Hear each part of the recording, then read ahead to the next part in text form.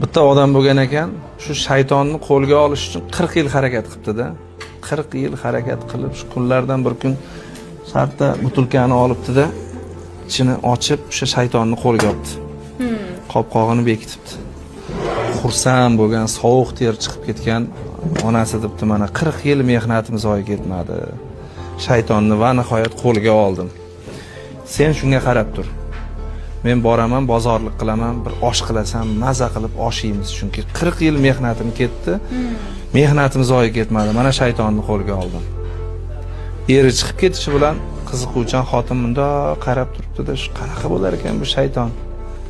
Qopqog'ini ochibdi-da, shayton chiqibdi-da, endi chiqqandan keyin katta bo'ladi.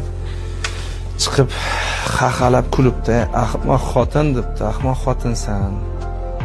Ering 40 yil harakat qiluvdi. Sen 40 soniyalik qiziqishing tufayli meni shu shishadan chiqarib yubording. Ahmoq ekansan" desa, xotin bir qarab qo'yibdi, pinagini ham buzmay ishini qilishda davom etaveribdi. Keyin jahli chiqdi shaytonni, "Ey" debdi xotin. "Sen afsuslanmayapsanmi? Eringni 40 yillik mehnati ketdi" desa, bundoq qarab, "Sen uyalmaysanmi?" debdi. "Nimadan uyalishim kerak edi? Yolg'on gapirishdan. Menga yolg'on gapiryapsan. Birinchidan bu shishaga sig'maysan, ikkinchidan sen bu shishaning ichidan chiqmading, qayerdandir paydo bo'lding, meni aldayapsan" debdi.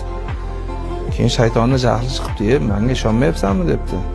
"Hozir ishga kirib ko'rsataman" debdi. "Kira olmaysan, sig'maysan" debdi. Shayton jahli ustida shartta butilkaga kirgan ekan, ayol oldinda qopqog'ini yopib qo'yibdi. Yana ishida davom etaveribdi. Keyin shayton Allohga yuzlangan ekan. "Ayolni yaratar ekansan, nima qilarding meni yaratib?"